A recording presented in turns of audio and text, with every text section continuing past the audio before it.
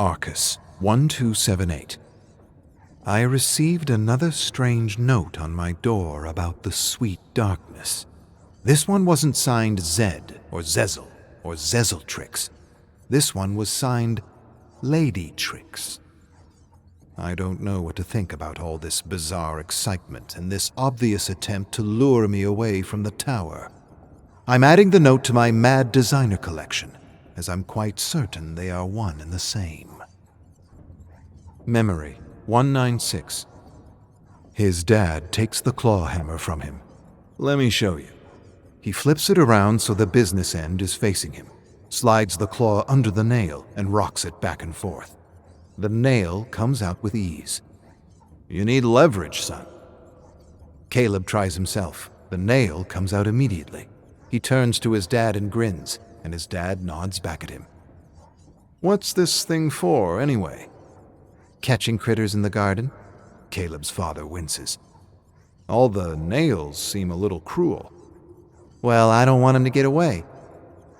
Just remember this. When you're making something, simple is best. Imagine removing parts from it. If it would still work just as well, you didn't need that part in the first place. But where's the fun in that? Memory 4011. All things considered, the Pineapple is one of the better internet cafes Min has been to.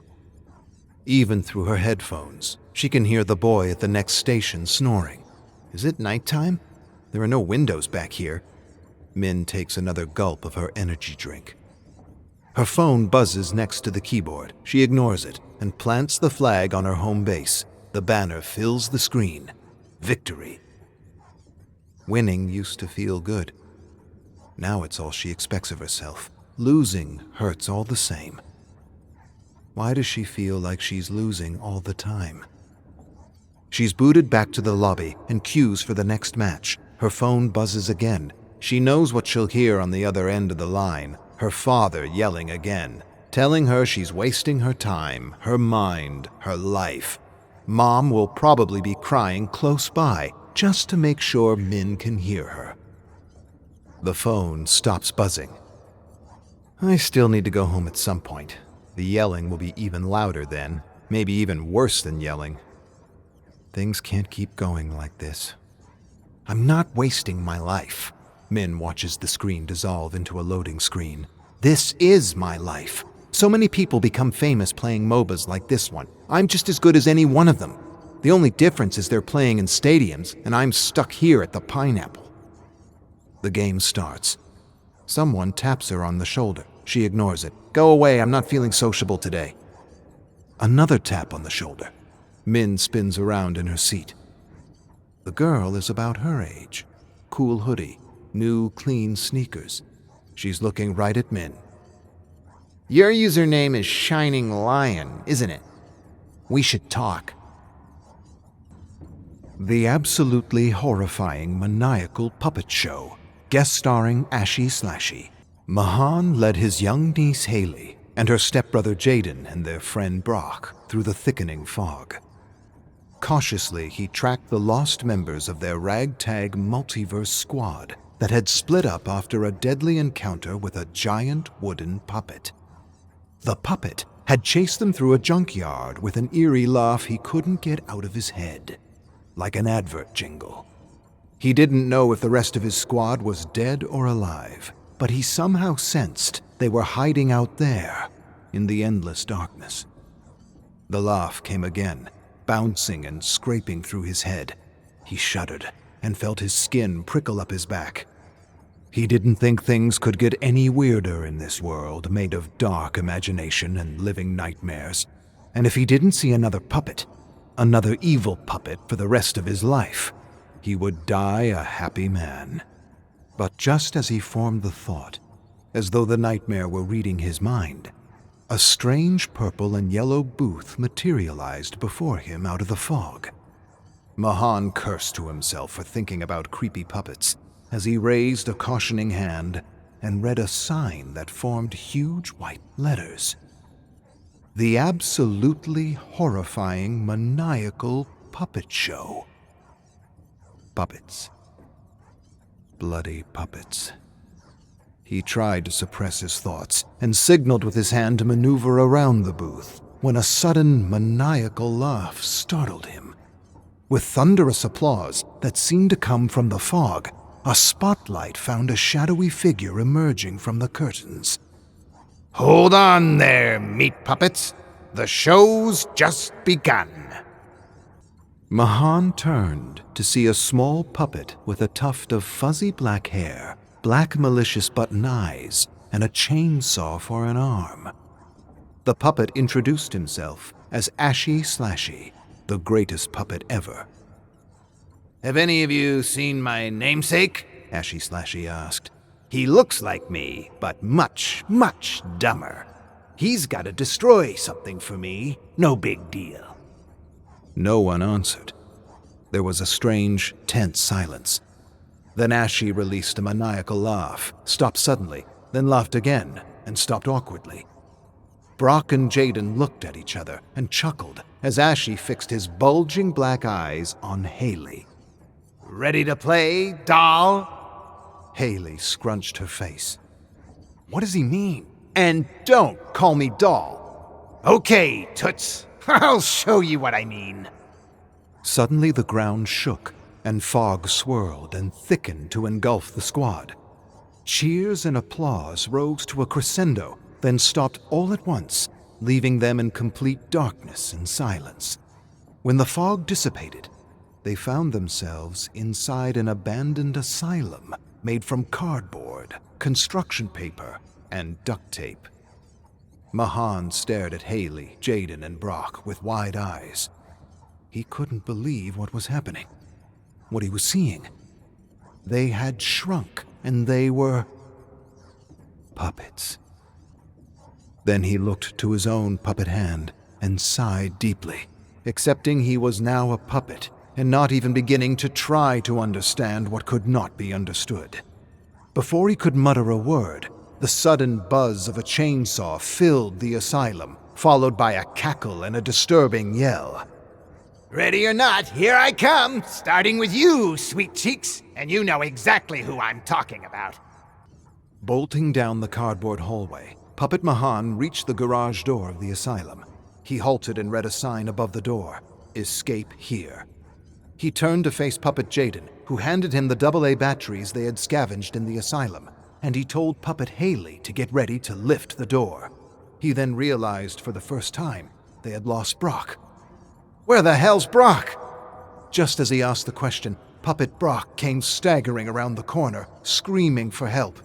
He didn't get very far before a chainsaw ripped through his body, sending puffs of white fluff and red confetti into the air. Trembling, Puppet Mahan struggled to add the batteries to the electric panel, and just as he placed the last battery, Puppet Jaden pushed the button to unlock the door, and Puppet Haley thrust the door upward with a thunderous smacking sound. Where you going, Toots? I got a little something for you. Haley turned to face Ashy. Don't really care for little. Feisty. And with a diabolical scream, Ashy Slashy came rushing toward them as the last 3 puppet survivors raced outside and desperately dove through a wall of fog. Applause filled the asylum and stopped suddenly as Ashy approached the exit door. He shook his head and released a groan of frustration followed by a peal of laughter. And we were just getting started. Such a tease. With difficulty, Mahan rose and helped Jaden and Haley to their feet. To his relief, they were human again. He sighed and was grateful most of them survived this horrifying puppet realm. And as he prepared to continue his search for the lost squad members, he tried not to think of giant wooden puppets, or any other type of puppet for that matter. He didn't want to give the living nightmare any more ideas. Saga of the Red Crane, through the Garden of Doom. Riding at a gallop through pools of moonlight and shadow, Saku ordered Maurice to slow down as they entered a strange city overgrown with giant vines and huge glowing flowers. Carefully, Maurice picked his way through the narrow streets, and only halted when Saku tugged on his mane. With a grim expression, she searched the buildings for signs of an ambush, but didn't spot anything. She was about to order Maurice to move on when she heard a strange blend of whispers and sounds coming from the fog. Sounds she couldn't quite make out, but somehow recognized from her childhood. What strange realm had they happened upon? What were these giant vines? What were these strange sounds? She didn't know. She couldn't know. The nightmare was beyond words, beyond reason, beyond comprehension. And she had stopped trying to understand what could not be understood long ago. Maurice neighed, and she understood him. "I don't like this place," he said. "Let's get out of here." This, too, she didn't try to understand, but was grateful to have a friend she could communicate with, even if he was a horse. Saku nodded and pointed to a mountain range just beyond the city realm. "We'll find refuge in the hills. Let's—" A sudden explosion interrupted her. Bulbous flowers suddenly burst into clouds of shimmering mist as a massive vine struck her so hard her teeth rattled. Then, from the shadows, another smashing, thundering vine thrust her off Maurice. Instinctively, she reeled to her feet as countless vines attacked her from every direction. With a high-pitched ring, she withdrew her katana, spun, thrust, and sliced away. And just as she sliced the very last vine, she heard a desperate whinny. Saku turned to see vines dragging Maurice into a dark alley, his hooves desperately chopping air, his head thrusting back and forth to break free. With a great sense of urgency, Saku bolted after Maurice, but stopped suddenly when she heard another strange noise. From behind her came the march of feet and the clang of metal. Saku turned slowly to register a mass of fog advancing on her as though it were alive. And then from the swirling mass of fog came undead warriors clad in armor she vaguely recognized. And not wanting to lead this undead army to Maurice, she charged toward the mountain silhouetted by the moon. Charging up the jagged mountain trail, Saku searched for a cave or crevice to hide from the undead army. Now she was certain that she had somehow been lured into a trap created by the Black Serpent clan, who could manipulate the fog and use her memories against her. She had hunted down and executed most of the clan members back home, and she had followed the remaining cowards into this living nightmare that had trapped them all. With a rasping breath, Saku halted when she reached a bottomless chasm. The end of the trail. Nowhere to run. Nowhere to hide. Gathering herself, she stared long and hard into the endless darkness below. There were too many soldiers to contend with. She would likely die here. At least she had given Maurice a fighting chance by diverting the army from him. She hoped he had found a way out of his entanglement, and that he would continue to hunt down the Black Serpents in her absence. Then, taking a deep breath, Saku closed her eyes and visualized the battle to come as she prepared for the inevitable.